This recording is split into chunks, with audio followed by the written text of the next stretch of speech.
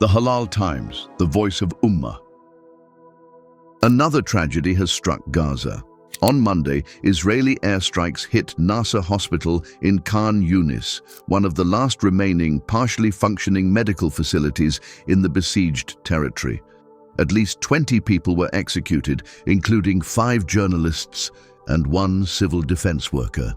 And while the world reels in shock, Israeli Prime Minister Benjamin Netanyahu has described the strikes as nothing more than a tragic mishap. According to eyewitnesses, the first Israeli strike came around 10 a.m. local time when an explosive drone hit a hospital building.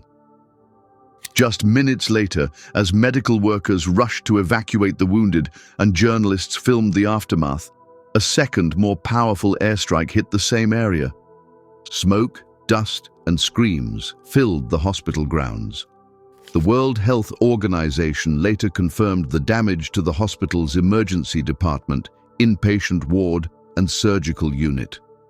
Video aired on Al Ghad TV showed emergency responders and journalists caught in the second blast. Some of them lost their lives instantly. The victims included Hussam al-Masri, a video journalist working as a contractor for Reuters. He was operating a live feed from the hospital when the signal suddenly went dead at the moment of the first strike. Mariam Dagger, a 33-year-old freelance journalist who contributed to the Associated Press. Mohammed Salama, a cameraman and photojournalist for Al Jazeera. And Moaz Abu Taha and Ahmad Abu Aziz, independent journalists who had also worked with international agencies. Later in the day, another journalist, Hassan Dohan, was also unalived in Israeli fire in nearby Al-Mawasi. Funerals were held in Khan Younis, where bodies wrapped in white shrouds were carried with their press flak jackets placed on top.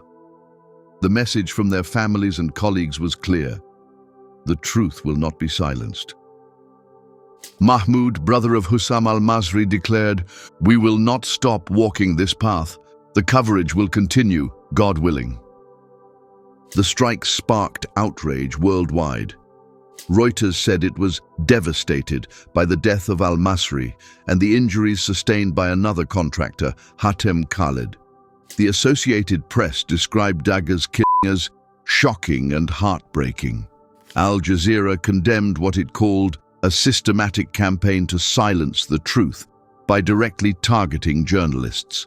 Meanwhile, the Palestinian Journalists Syndicate declared the victims had been martyred in the line of duty. Prime Minister Netanyahu expressed regret, calling the hospital strikes a tragic mishap. He added, "Israel values the work of journalists, medical staff, and all civilians."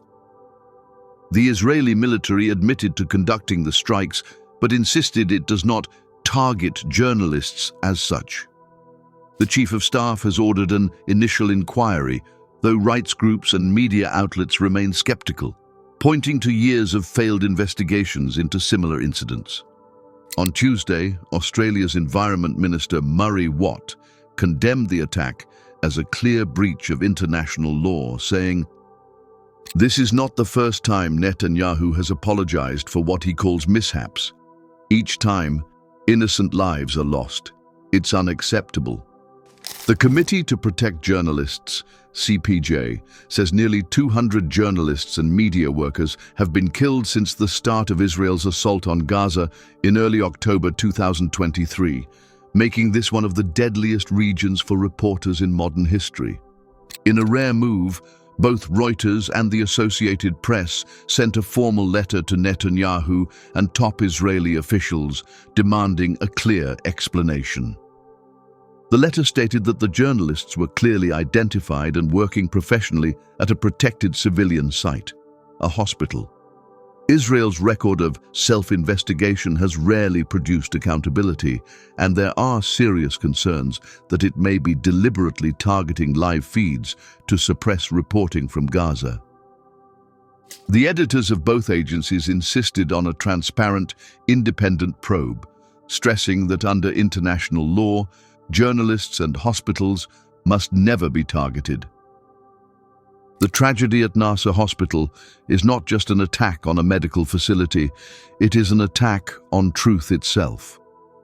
When hospitals are attacked and journalists are deliberately executed for being a journalist while doing their job, the world loses not only lives, but also the very witnesses who ensure atrocities cannot be hidden. Despite Netanyahu's words of regret, families in Gaza are left with the same bitter reality. More funerals, more destroyed hospitals, and more silenced voices.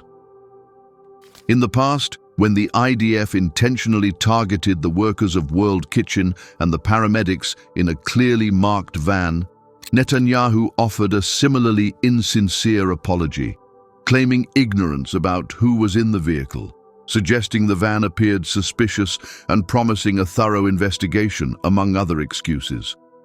World leaders, including those from Italy, France, and the UK, united in their condemnation of the immoral actions and war crimes committed by Netanyahu and the IDF. Yet each time the result remains the same: a brief period of outrage, a hollow apology, or show of concern from Netanyahu, and then the world simply moves on, just waiting for the next war crime by the IDF so they can once again condemn it and take no further action. What Netanyahu is calling a tragic mistake seems more like a carefully devised strategy. There was a gap between the two strikes, a mere 10 minutes.